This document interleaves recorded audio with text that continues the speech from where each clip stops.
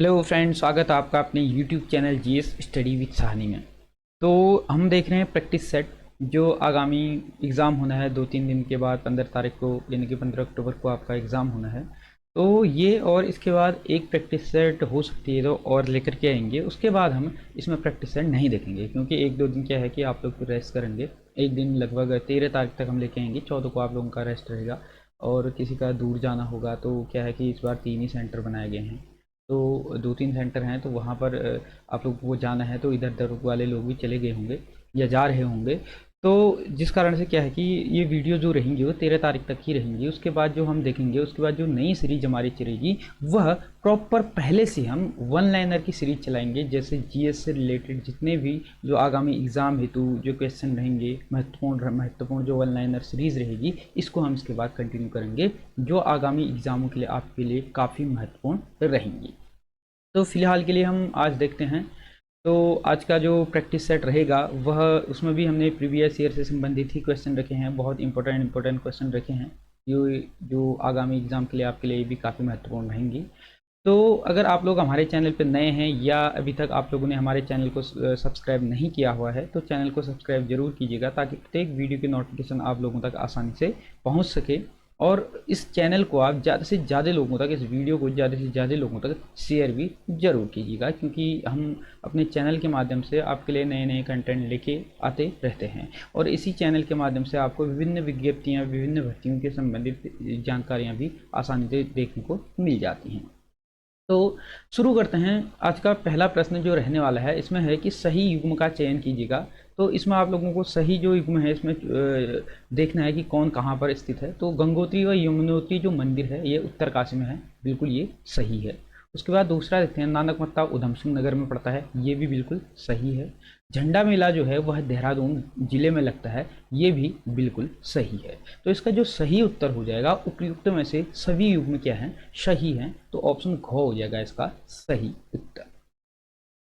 तो हम इसमें क्या है ना, प्रत्येक ऑप्शन को नहीं देखेंगे, उसी ऑप्शनों को, प्रत्येक ऑप्शन को देखेंगे जिसमें थोड़ा हमें लगेगा कि इसमें अन्य चीज़ें भी बताने योग्य हैं। नहीं तो हम सीधे वन लाइनर की तरह इसको देखेंगे, क्योंकि इससे क्या होगा कि आपके दिमाग में सीधे डायरेक्टली, अगर एग्जाम में आते भी हैं क्वेश्चन, तो डायरेक्टली वो चीज़ें आपके दिमाग में क्लिक कर जाएंगी। तो उसके बाद अगला प्रश्न है, गलत युग्म का चयन कीजिए। तो गलत युग्म का चयन कीजिए, इसमें है डॉक्टर हर्षवंती बिष्ट पद्म भूषण। तो पहला ही आंसर इसका क्या हो जाता है, गलत हो जाता है। जो हर्षवंती बिष्ट हैं, इनका जो संबंध है वह पर्वतारोहण से संबंधित है, ठीक हो गया। इनका जो उपनाम है पर्वतारोहण से संबंधित, इनकी टीम जो इनको उपनाम से बुलाती थी वह हर्षा नाम से भी इनको बुलाया जाता था, हर्षवंती बिष्ट को, ठीक हो गया, डॉक्टर हर्षवंती बिष्ट को। अगर बात करें इनको पुरस्कार होगी, तो इनको पुरस्कार जो मिला हुआ है वह अर्जुन पुरस्कार से इनको नवाजा गया है, न कि पद्म भूषण से। पद्म भूषण इनको नहीं मिला है, लेकिन अन्य को, जैसे सुखदेव पांडे को पद्मश्री मिला हुआ है, और परिमार्जन नेगी को भी अर्जुन पुरस्कार मिला है, और दीप जोशी को भी रेमन मैग्सेस पुरस्कार मिला हुआ है। लेकिन जो हेमंत बिष्ट है इनको भी अर्जुन पुरस्कार मिला है, न कि पद्म भूषण। तो यही क्या हो जाएगा, इसका सही आंसर हो जाएगा कि ये गलत मिलान है। उसके बाद अगला प्रश्न है, सही युग्म का चयन कीजिए। तो इसमें देखना हमने सही युग्म का चयन कीजिएगा, तो इसमें उस टाइम के हिसाब से करंट अफेयर का क्वेश्चन रहा होगा, ठीक हो गया। इसमें जैसे कहा गया है कि उत्तराखंड के गृह मंत्री उस टाइम के हिसाब से 2015 या 16 के आसपास का एग्ज़ाम पेपर है, ठीक हो गया। जो उत्तराखंड के एग्ज़ाम हुए थे 2014, 15, 16 में, उनसे संबंधित क्वेश्चन रखे गए हैं, क्योंकि जो आयोग पूछता है ना प्रीवियस ईयर के, वो लेटेस्ट न पूछे के बहुत सालों पहले, यानी कि जैसे 2-3 साल, 3-4 साल पहले जो क्वेश्चन पूछे होते हैं, उन्हीं को, कुछ क्वेश्चनों को क्या कर देता है, रिपीट कर देता है। तो उन्हीं क्वेश्चनों को भी हमने इसमें लेकर के आए हुए हैं। तो उस टाइम के हिसाब से करंट अफेयर रहा होगा। तो उस टाइम पे जो थे वो प्रीतम सिंह क्या थे उस टाइम पे, गृह मंत्री थे उत्तराखंड के, और दूसरा जो खेल मंत्री थी वह दिनेश अग्रवाल थे। लेकिन वर्तमान में अगर आप देखें तो वर्तमान में जो खेल मंत्री हैं वह कौन है, रेखा आर्या हैं, ठीक हो गया। तो इनका सही आंसर दोनों ये क्या थे, सही थे। ऑप्शन को इसका क्या हो जाएगा, सही उत्तर हो जाएगा। गलत बोले थे, जैसे इसमें उत्तराखंड के कृषि मंत्री यशपाल आर्या, ठीक हो गया, ये कृषि मंत्री नहीं थे। यशपाल आर्या क्या थे, ये विधानसभा क्या हुआ करते थे, अध्यक्ष हुआ करते थे, प्रथम विधानसभा अध्यक्ष थे यशपाल आर्या। मैंने तो बोल दिया कि प्रथम विधानसभा अध्यक्ष थे, लेकिन जो ये प्रथम विधानसभा अध्यक्ष थे वह निर्वाचित विधानसभा के थे, ठीक हो गया। निर्वाचित विधानसभा के प्रथम अध्यक्ष थे यशपाल आर्या। अगर बात करें प्रथम अध्यक्ष की, तो प्रथम जो अध्यक्ष थे वह थे प्रकाश पंत थे। ठीक हो गया, वह निर्वाचित नहीं थी, लेकिन निर्वाचन होने के बाद जो पहली बार उत्तराखंड में जो विधानसभा का निर्वाचन होता है उसमें जो थे वह यशपाल आर्य थे। उसके बाद अगला प्रश्न है, सैनिक स्कूल घोड़ाखाल नैनीताल उत्तराखंड कब स्थापित किया गया? यानी कि जो उत्तराखंड में नैनीताल जिले में जो सैनिक स्कूल घोड़ाखाल पड़ता है, इसकी जो स्थापना होती है वह कब होती है? वह होती है 21 मार्च 1966 में। क्या होती है? इसकी स्थापना होती है। कहाँ पर? नैनीताल के घोड़ाखाल में स्थित इसकी क्या होती है? स्थापना होती है। तो इसमें ऑप्शन में है ही नहीं, तो इसका सही उत्तर हो जाएगा इनमें से कोई नहीं, इसका सही उत्तर हो जाएगा। अगर देखें तो इसका जो स्थापना होती है 21 मार्च 1966 में इसकी क्या होती है? स्थापना होती है सैनिक स्कूल घोड़ाखाल की। उसके बाद अगला प्रश्न है, सूची 1 का मिलान सूची 2 से कीजिएगा। ठीक हो गया, अब इसमें मिलान करना है। तो जैसे देखते हैं, विवेकानंद पर्वतीय कृषि अनुसंधान शाला, तो ये जो है यह कहाँ पर है? यह है आपका अल्मोड़ा में। तो इसका हो जाएगा सही उत्तर ऑप्शन तीसरा वाला। ठीक हो गया, तीसरा विकल्प इसका क्या हो जाएगा? सही हो जाएगा। अब उसका बाद दूसरा जो है, high altitude plant physiology research centre, जो ये सेंटर है कहाँ पर है? श्रीनगर गढ़वाल में है। इसका हो जाएगा श्रीनगर गढ़वाल। उसके बाद है लोक संस्कृति संग्रहालय, तो ये संग्रहालय कहाँ पर है? नैनीताल में है। इसका हो जाएगा चौथा। उसके बाद है भारतीय पेट्रोलियम संस्थान, सभी को पता है ये कहाँ पर है? देहरादून में है। तो इसका हो जाएगा पहले का। अब हम देखते हैं इसका, पहले का हमने क्या किया? पहले का हो गया तीसरा, पहले का तीसरा, अब सभी में है, तीनों में है। तो उसके बाद हम देखते हैं खो का है इसका पहला, खो का पहला, तो इसका हो जाएगा ऑप्शन खो। ठीक हो गया, मतलब आपको अगर इनमें से ऐसे जो क्वेश्चन आते हैं, इनमें अगर आप लोगों को 1 या 2 क्वेश्चन का अगर आंसर आता है, 1 या 2 का अगर पता है, अन्य नहीं भी आते हैं, तो आप ऑप्शन के हिसाब से इसको मिला सकते हैं। उसके बाद अगला प्रश्न है,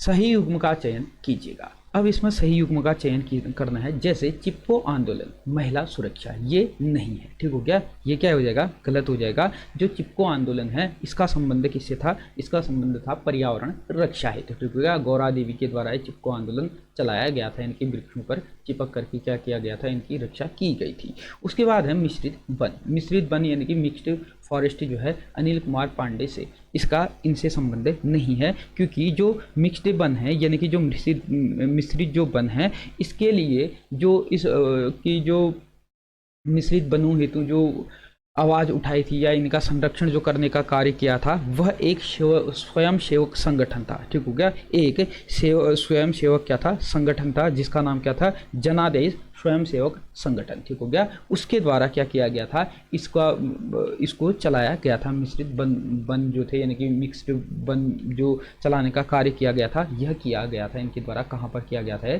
चमोली जिले में। ठीक हो गया, चमोली जिले में किया गया था। किसके द्वारा? जनादेश स्वयं सेवक संगठन के द्वारा। अगर बात करें इस संगठन के उस टाइम पे जो अध्यक्ष थे वो कौन थे? तो इनके जो अध्यक्ष थे वह थे लक्ष्मण सिंह नेगी। इसके क्या हुआ करते थे? इसके अध्यक्ष हुआ करते थे किसके? जनादेश स्वयंसेवक संगठन का। तो ये भी क्या हो जाएगा? गलत हो जाएगा। उसके बाद है मैती आंदोलन वृक्षारोपण से। ठीक हो गया, तो मैती आंदोलन का संबंध वृक्षारोपण से है। ये क्या हो जाएगा? सही उत्तर हो जाएगा इसका ऑप्शन गोही। इसका क्या हो जाएगा? सही उत्तर हो जाएगा। अगर बात करें मैती आंदोलन के प्रवर्तक, तो इसके प्रवर्तक थे कल्याण सिंह रावत, और इनके द्वारा कब? इसके 1995 में ग्वालदम से इसकी क्या की थी? मैती आंदोलन की शुरुआत की गई थी वृक्षारोपण से के लिए। उसके बाद अगला प्रश्न है, भागीरथी और अलकनंदा नदी को डैश डैश नाम से भी जाना जाता है। तो परसों भी आप लोगों ने देखा होगा, अगर आप लोगों ने अगर आप लोग देखते हैं हमारे प्रैक्टिस सेटों को, तो उसमें देखा होगा आप लोगों ने, अलकनंदा और जो भागीरथी है इसको कहा जाता है सास और बहू। ठीक होगा, सास और बहू के नाम से जाना जाता है भागीरथी और अलकनंदा को। ठीक हो गया, भागीरथी को कहा जाता है सास और अलकनंदा को कहा जाता है बहू। ऑप्शन हो जाएगा इसका घ सही उत्तर। उसके बाद अगला प्रश्न है, निम्न में से कौन एक सुमेलित नहीं है? यानी कि इसमें क्या किया गया है? लौह इस्पात जो केंद्र है उनके नाम और उनके राज्य दिए गए हैं, यानी कि किस किस राज्य में स्थापित है। जैसे अगर बात करें राउरकेला, ये कहाँ पर है? उड़ीसा में है, ये सही है। अगर उसके बाद हम दूसरा अगर इसमें देखें तो दूसरा इसमें है क्या?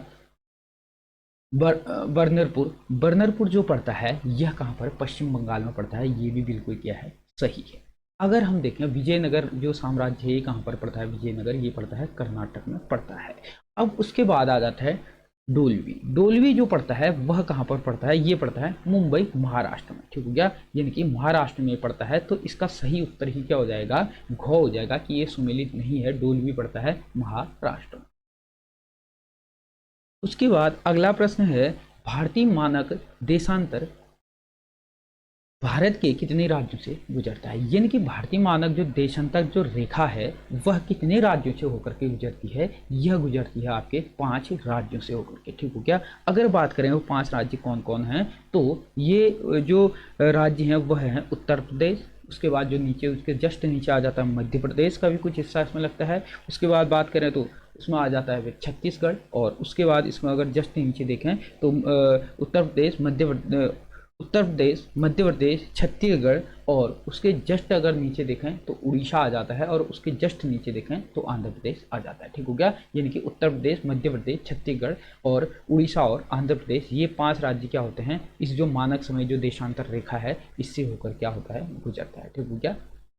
तो कौन कौन से 5, अगर बात करें कभी कभी पूछ देता है कि जो भारत मानक समय है वह कितने डिग्री में है, तो यह कितने हैं, 82.5 डिग्री ईस्ट में है, ठीक हो गया। कितना है, 82.5 डिग्री, ठीक हो गया। 82.5 डिग्री क्या है, ईस्ट में है मानक समय रेखा। उसके बाद अगला प्रश्न है ज्वार भाटा की उत्पत्ति संबंधी गतिविधि सिद्धांत किसने प्रतिपादित किया, तो ये सिद्धांत जो प्रतिपादित किया था यह किसके द्वारा, लाप्लास के द्वारा यह प्रतिपादित किया गया था। तो ऑप्शन हो जाएगा इसका सही उत्तर ख। उसके बाद अगला प्रश्न है अंग्रेजों के विरुद्ध रुहिलखंड में 1857 के विद्रोह के नेतृत्व किसने किया था, तो 1857 के विद्रोह का जो नेतृत्व किया था वह किसके द्वारा किया गया था, कहाँ से किया गया था, रुहिलखंड से। और रुहिलखंड से जो किया गया था यह किया गया था खान बहादुर खान के द्वारा रुहिलखंड से क्या किया गया था, 1857 के प्रथम स्वतंत्रता संग्राम का नेतृत्व किया गया था। अगर हम देखें इसमें अन्य को, जैसे तात्या टोपे, तो इनके द्वारा किया गया था, कहाँ से, कानपुर से इनके द्वारा किया गया था, ठीक हो गया, कानपुर से इनके द्वारा किया गया था तात्या टोपे के द्वारा। अगर बात करें इसमें बहादुर शाह जफर, तो बहादुर शाह जफर ने कहाँ से, दिल्ली से किया था, ठीक हो गया, दिल्ली से नेतृत्व किया था। अगर बात करें मोहम्मद हसन खान का, तो इनके द्वारा किया गया था बिहार से, हो गया, बिहार से इनके द्वारा किया गया था। अगर एग्जाम में आता है इनके अन्य से भी तो आप अब नहीं भूलेंगे।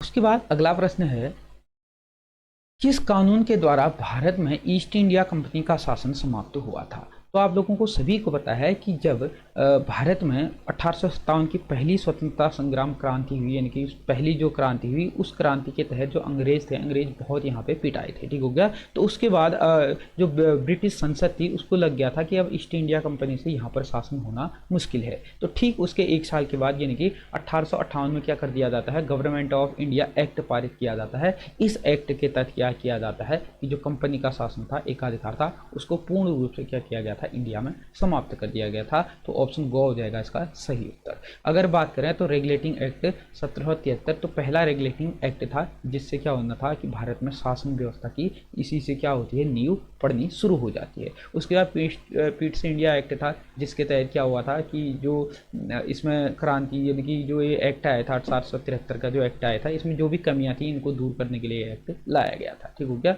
और उसके बाद फ्रीडम एक्ट आप लोगों को पता ही है 1947 में आया था, जिसके तहत भारत को आज़ाद घोषित कर दिया गया था।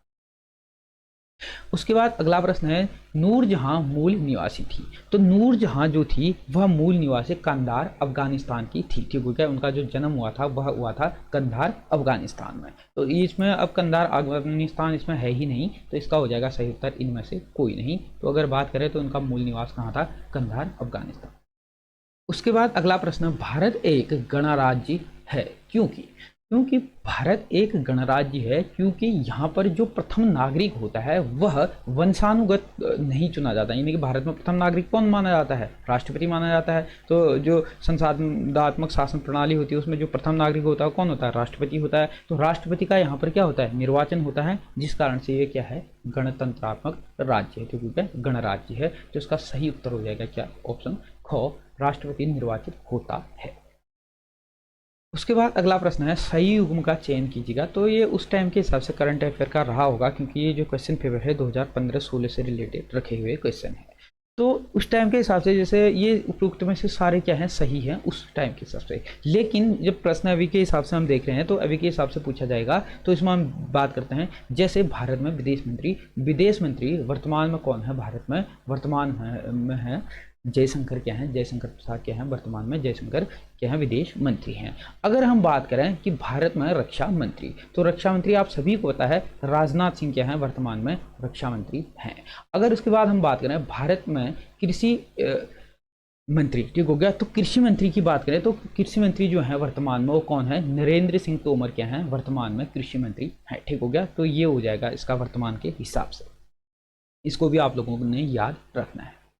उसके बाद अगला प्रश्न है गलत युग्म का चयन कीजिएगा। तो इसमें हमने देखते हैं राज्य का नाम और महामहिम राज्यपाल, ठीक हो गया। तो अब इसमें हमने देखना है जैसे उस टाइम के हिसाब से जो रहा है कि ये उत्तर प्रदेश का राम नाईक जो हैं उस टाइम के हिसाब से क्या थे, राज्यपाल हुआ करते थे। पश्चिम बंगाल के केसरीनाथ त्रिपाठी, ठीक हो गया। मध्य प्रदेश के निर्भय शर्मा, ये नहीं थे उस टाइम के हिसाब से, तो ये भी क्या हो जाएगा, इसका सही उत्तर हो जाएगा ऑप्शन गो। और केरल के यही थे, तो ये सारा क्या हो जाएगा, सही हो जाएगा। तो वर्तमान में भी आप लोगों ने देखना होगा कि किस किस राज्य में कौन कौन वर्तमान में राज्यपाल हैं, ठीक हो गया। ये आप लोगों को लिए प्रश्न है कि कमेंट बॉक्स में आप लोग बताएं कि वर्तमान में इन राज्यों के जो राज्यपाल हैं वह कौन है। उसके बाद अगला प्रश्न है उत्तराखंड भारत में वित्त वर्ष प्रारंभ होता है, यानी कि उत्तराखंड यानी कि या भारत में हो या उत्तराखंड में हो, जो वित्त वर्ष होता है वह 1 अप्रैल से ही क्या होता है यहाँ पर शुरू होता है। 1 अप्रैल से 31 मार्च तक क्या होता है, वित्त वर्ष होता है, ठीक हो गया। तो ऑप्शन ख हो जाएगा इसका सही उत्तर। उसके बाद है 42वें संविधान संशोधन द्वारा कौन सा एक नया शब्द संविधान की प्रस्तावना में जोड़ा गया था। तो एक जो इनमें नए शब्द जोड़ा गया था, अखंडता, पंथ निरपेक्ष और समाजवादी शब्द जोड़े गए थे। तो इसका सही उत्तर हो जाएगा उपयुक्त में से सभी। 42वां संविधान संशोधन होता है 1976 में। उसके बाद अगला प्रश्न है किसने कहा कि भारत विश्व की समस्त प्रकार की जलवायु रखता है। तो जो यह शब्द कहा है यह कोपेन के द्वारा कहा गया था कि भारत जो है वह विश्व की समस्त प्रकार की जो जलवायु है उसको रखता है। उसके बाद अगला प्रश्न है वर्ष 2011 में भारत के निम्न में से अधिकतम लिंगानुपात वाला राज्य युग्म क्रमशः कौन सा है, यानी कि अधिकतम वह सबसे कम वाले जो राज्य थे लिंगानुपात वाले वह कौन कौन से, हरियाणा और केरल, ठीक हो गया। सबसे कम अगर देखें तो हरियाणा का था, अगर सबसे अधिक की बात करें तो केरल का था। तो ऑप्शन हो जाएगा इसका सही उत्तर को। उसके बाद अगला प्रश्न है भारत की जलवायु मोटे तौर पर है। तो भारत की जो जलवायु है वह कैसी है, वह है उष्ण कटिबंधीय मानसूनी क्या है, जलवायु है भारत की। ऑप्शन को हो जाएगा इसका सही। उसके बाद अगला प्रश्न है सूची 1 का मिलान सूची 2 से कीजिएगा। इसमें विटामिन के नाम दिए गए हैं, उनसे संबंधित बीमारियों के नाम दिए गए हैं। जैसे विटामिन ए की कमी से क्या होता है, रतौंधी रोग होता है। तो ऑप्शन 2 पहले का हो जाएगा दूसरा। उसके बाद विटामिन बी की कमी से होता है बेरी, तो दूसरे का हो जाएगा तीसरा। और विटामिन सी की कमी से होता है क्या, स्कर्वी होता है विटामिन सी की कमी से। और विटामिन डी की कमी से होता है रिकेट्स रोग, तो इसका हो जाएगा पहला। तो हम देखते हैं पहला का दूसरा, ठीक हो गया, पहले का दूसरा और दूसरे का तीसरा और तीसरे का चौथा। तो इसका सही उत्तर होगा पहला ही, इसका क्या हो जाएगा, सही उत्तर हो जाएगा। उसके बाद अगला प्रश्न है निम्न बीमारियों में से कौन सा टैटू बनाने के द्वारा एक व्यक्ति से दूसरे व्यक्ति में संक्रमित यानी कि संचारित हो सकता है। तो टैटू बनाने से आप लोग देखते होंगे उसमें एक सुई होती है, उसमें जो निडिल होती है उसके माध्यम से एक व्यक्ति से अगर उसकी निडिल चेंज की जाए तो इससे क्या हो सकता है, HIV फैलने का खतरा रहता है। तो ऑप्शन हो जाएगा इसका को सही। उसके बाद अगला प्रश्न है डैश डैश लोकसभा की कार्यवाही में भाग ले सकता है। तो भारत में जो लोकसभा की कार्यवाही में भाग ले सकता है वो कौन ले सकता है, भारत का महान्यायवादी ले सकता है, परंतु वह उस कार्यवाही में वोट नहीं दे सकता है, ठीक है, यानी कि वोट देने का अधिकार उसको नहीं है, परंतु कार्यवाही में वह भाग ले सकता है।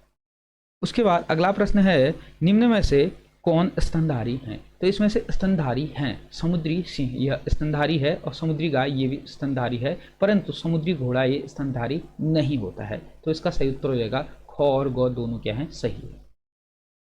उसके बाद अगला प्रश्न है राज्यसभा का पदेन सभापति कौन होता है। तो राज्यसभा का पदेन जो सभापति होता है वो कौन होता है, उपराष्ट्रपति का होता है, राज्यसभा का सभापति होता है। तो ऑप्शन ख हो जाएगा इसका सही उत्तर। उसके बाद अगला प्रश्न है all India trade union Congress किस वर्ष बनाई गई थी। तो ऑल इंडिया ट्रेड यूनियन जो कांग्रेस बनी थी वह बनी थी 31 अक्टूबर 1920 में क्या होती है, इसकी स्थापना होती है all India trade union Congress की। तो ऑप्शन ख हो जाएगा इसका सही।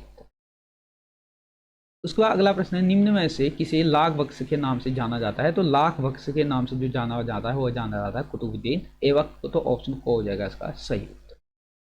यह कहा स्वराज मेरा जन्म सिद्ध अधिकार है, मैं इसे लेकर रहूंगा, बाल गंगाधर तिलक का क्या है, यह नारा है। तो ऑप्शन ग हो जाएगा इसका सही।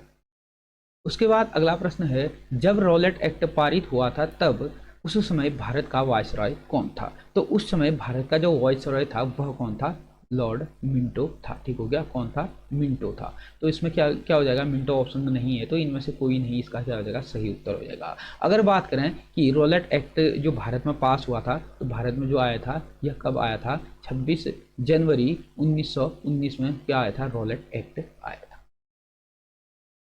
उसके बाद अगला प्रश्न है बापू बिहारी पुस्तक किसने लिखी। तो बापू बिहारी जो पुस्तक है यह लिखी है ईश्वर चंद्र विद्यासागर के द्वारा। ऑप्शन ख हो जाएगा इसका सही। उसके बाद अगला प्रश्न है भारत का प्रथम अंग्रेजी अखबार था। तो भारत का प्रथम जो अंग्रेजी अखबार था वह क्या था, बंगाली गजट। ठीक हो गया, यानी कि दी बंगाल गजट क्या था, भारत का पहला जो अंग्रेजी अखबार था। अगर बात करें इसका जो प्रकाशन की तो प्रकाशन इसका होता है 1779 में। ठीक हो गया, यानी कि 1779 में होता है। ये कहाँ से होता है, कोलकाता से होता है। और इसका जो प्रकाशन किया जाता है वह किसके द्वारा, जेम्स ऑगस्टस हिक्की के द्वारा इसके क्या किया जाता है, प्रकाशन किया जाता है। और इस जो पत्र था ये कैसा था, साप्ताहिक पत्र था। ठीक हो गया, यानी कि सप्ताह में एक बार आता था। उसके बाद अगला प्रश्न है भारत के पूर्वी भाग में ब्रिटिश ने अपनी पहली फैक्ट्री कहाँ स्थापित की गई थी। तो भारत के पूर्वी भाग में जो पहली फैक्ट्री खोली थी यह बिहार में खोली थी ब्रिटिशों के द्वारा। उसके बाद अगला प्रश्न है निम्न में से कौन जौनसारी गायक हैं। तो जौनसारी जो गायक हैं वह जगत राम वर्मा ये भी हैं, फकीरा सिंह चौहान ये भी हैं, नंदलाल भारती ये भी हैं। तो उपयुक्त में से सभी क्या हैं, ये जौनसारी गायक हैं। उसके बाद अगला प्रश्न है राष्ट्रीय उद्यान सुरक्षा मिशन में निम्न में से फसलों के उत्पादन में वृद्धि का लक्ष्य निहित है। तो फसलों के उत्पादन में वृद्धि का जो लक्ष्य है वह क्या निहित है, वह है आपका किसमें, गेहूं और दालें। ठीक हो गया, गेहूं और दालों में क्या है, वृद्धि का लक्ष्य निहित है। तो क्या इसका सही उत्तर हो जाएगा, हो वह गो। ठीक हो गया, ये क्या हो जाएगा, इसका सही उत्तर हो जाएगा। उसके बाद अगला प्रश्न है वास्तविक राष्ट्रीय आय में वृद्धि होती है जब, ठीक हो गया, राष्ट्रीय आय में वृद्धि तब होती है जब अर्थव्यवस्था में कुल उत्पादन बढ़ जाता है, तब क्या होती है, राष्ट्रीय आय में वृद्धि होती है। तो ऑप्शन ख हो जाएगा इसका सही। उसके बाद अगला प्रश्न है सातवें वेतन आयोग के अध्यक्ष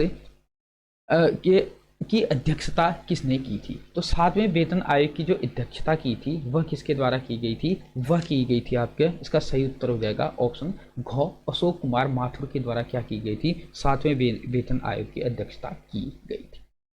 उसके बाद उस टाइम पे हिसाब से करंट अफेयर ये रहा होगा कि हाल ही में टाटा स्टील ने किस राज्य में अपनी एकीकृत इस्पात संयंत्र की स्थापना की। तो ये कहां पर की थी, उड़ीसा में की थी। तो इसका सही उत्तर हो जाएगा ऑप्शन को। उसके बाद अगला प्रश्न है भारत के मुख्य न्यायाधीश के रूप में किसे नियुक्त किया गया है। तो वर्तमान में जो भारत में मुख्य न्यायाधीश नियुक्त हैं वो कौन है, डी.वाई. चंद्रचूड़ है। ठीक हो गया, कौन है, डी.वाई. चंद्रचूड़। उसके बाद अगला प्रश्न है अत्यधिक सस्ती दरों पर कैंसर और हृदय रोग के लिए दवाओं को बेचने वाला देश की पहली खुदरा सुविधा का नाम क्या है। तो यह खुदरा सुविधा का नाम क्या है, अमृत है। ठीक हो गया, इसका सही उत्तर हो जाएगा ऑप्शन गो। ये क्या करती है, कैंसर और हृदय रोग जैसे जो बीमारियां होती हैं इनके दवाइयों के लिए, इनके सस्ती दवाइयों को बेचने हेतु क्या है, यह देश में पहली खुदरा सुविधा का नाम है। उसके बाद अगला प्रश्न है, पेटा द्वारा पर्सनल ऑफ द ईयर सम्मान से किसे चयनित किया गया है? तो इस बार जो किया गया है वह उस टाइम के हिसाब से तो था कपिल शर्मा, लेकिन वर्तमान में जो किया गया है 2022 में जो दिया गया है 2023 में, यह किसको किया गया है? सोनाक्षी सिन्हा को किया गया है। ठीक हो गया, सोनाक्षी सिन्हा। ठीक हो गया, सोनाक्षी सिन्हा को दिया गया है। उसके बाद अगला प्रश्न है, ब्राजील ग्रांड प्रिक्स किसने जीता? तो ये जो जीता था ये किसके द्वारा? लुइस हैमिल्टन के द्वारा ये जीता गया था। तो इसका सही उत्तर हो जाएगा ऑप्शन को। उसके बाद अगला प्रश्न है, किस राज्य सरकार ने राज्य में मोबाइल गवर्नेंस का शुभारंभ किया है? तो उस टाइम के हिसाब से देखें तो ये गवर्नेंस जो मोबाइल गवर्नेंस सेवा का शुभारंभ किया था, किसने किया था? झारखंड के द्वारा किया गया था। उसके बाद अगला प्रश्न है, हाल ही में सईद जाफरी का निधन हो गया है। ठीक हो गया। आप लोग देखें कि वर्तमान में कोई ऐसे व्यक्ति भी हैं जो काफ़ी हाईलाइट व्यक्ति हैं जिनका निधन हो गया है, तो उसको भी आप लोग देख लीजिएगा। तो न्यूज़पेपर हम अपने टेलीग्राम चैनल पर डालते रहते हैं। अगर आप लोग हमारे टेलीग्राम चैनल से जुड़े होंगे या नहीं जुड़े हैं तो आप लोग डिस्क्रिप्शन पर मैंने लिंक दिया हुआ है, तो उससे हमारे टेलीग्राम चैनल से जुड़ लीजिएगा। तो हम न्यूज़पेपर वहाँ पर डालते रहते हैं, जितनी भी करंट की जो घटनाएँ होती है, जितने भी नई घटनाएँ घटित हुई रहती हैं, वो सारा कुछ हम न्यूज़पेपर में जो कटआउट होते हैं उनके कटआउट अपने टेलीग्राम चैनल पे डाल देते हैं। ठीक हो क्या? वहाँ से भी आप लोगों ने इनको अगर देखा होगा तो शायद आपका अगर इनसे कोई प्रश्न पूछा जाएगा पेपर में तो आपका नहीं छूटेगा। तो ये जो सईद जाफरी थे ये कौन थे? एक अभिनेता थे। ऑप्शन को हो जाएगा इसका सही उत्तर। उसके बाद अगला प्रश्न है, नई दिल्ली में दिव्यांग व्यक्तियों के लिए पहले अंतर्राष्ट्रीय फिल्म महोत्सव का उद्घाटन किसने किया? तो अंतर्राष्ट्रीय फिल्म महोत्सव का जो उद्घाटन किया था यह किया गया था थावर चंद्र गहलोत के द्वारा यह किया गया था। तो ऑप्शन को हो जाएगा इसका सही उत्तर।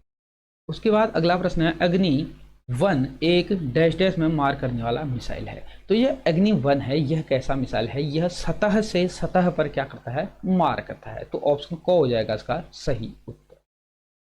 उसके बाद अगला प्रश्न है, किस बीमारी के लिए नया टीका प्रभावी पाया गया है? जो नया टीका है यह प्रभावी पाया गया है इबोला बीमारी के लिए। तो ऑप्शन को हो जाएगा इसका सही उत्तर। उसके बाद अगला प्रश्न है, विश्व मत्स्य दिवस 2015 किस दिन मनाया गया? अब आप लोगों को पता ही है विश्व जो मत्स्य दिवस है वो मनाया जाता है कब? 21 नवंबर को। तो ऑप्शन हो जाएगा गो इसका सही उत्तर। तो 2022 में भी ये कब मनाया गया था? 2022 में भी यह 21 नवंबर को ही मनाया गया था। उसके बाद अगला प्रश्न है, रेलवे द्वारा शुरू किए जाने वाले प्रस्तावित रेलवे सुरक्षा कोष का नाम बताएं। तो रेलवे सुरक्षा कोष जो रेलवे के द्वारा प्रस्तावित किया जाता है उसका नाम है राष्ट्रीय रेल संरक्षण कोष। इसका क्या है? नाम है। तो ऑप्शन हो जाएगा घ इसका सही उत्तर। उसके बाद अगला प्रश्न है, कौन से दिन को भारत सरकार द्वारा संविधान दिवस के रूप में घोषित किया गया है? तो ये आप लोगों ने अगर कल परसों की वीडियो देखी है तो उसमें भी आया था। तो 26 नवंबर को किस नाम से? संविधान दिवस के नाम से मनाया जाता है। तो ऑप्शन हो जाएगा इसका सही उत्तर क्या?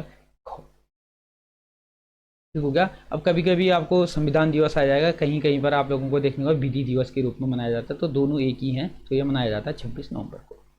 अगला प्रश्न है, प्रेरणा भावरी किस खेल से संबंधित है? तो प्रेरणा भावरी का जो संबंध है वह किससे है? टेनिस से इनका क्या है? संबंध है। ऑप्शन हो जाएगा गो इसका सही उत्तर।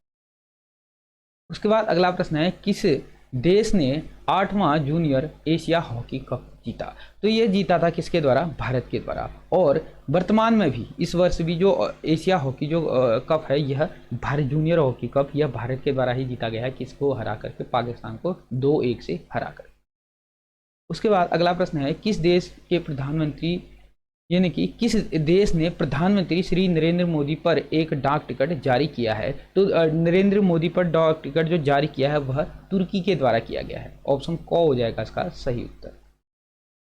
उसके बाद अगला प्रश्न है, शिक्षा का आधार अधिनियम अधिनियमित किया गया। तो यह अधिनियम जो अधिनियमित किया गया यह किसके द्वारा? संसद के द्वारा किया गया। ऑप्शन गो हो जाएगा इसका सही उत्तर। तो जब कोई भी नया अधिनियम बनता है, कानून बनता है, यह किसके द्वारा बनाया जाता है? संसद के द्वारा ही बनाया जाता है। उसके बाद अगला प्रश्न है, NIIT ने किस IT क्षेत्र की प्रमुख कंपनी के साथ एक शैक्षिक साझेदारी में प्रवेश किया है? तो ये किया है किसके साथ? HP के साथ। तो इसका सही उत्तर हो जाएगा ऑप्शन घ। उसके बाद अगला प्रश्न है, किस राज्य सरकार ने इंदिरा अम्मा भोजनालय कैंटीन योजना की शुरुआत की है? तो इंदिरा अम्मा भोजनालय की जो शुरुआत करने वाला राज्य था वह कौन था? वह था ऑप्शन ग इसका सही उत्तर हो जाएगा उत्तराखंड। ठीक हो गया, 2016 में किया गया था।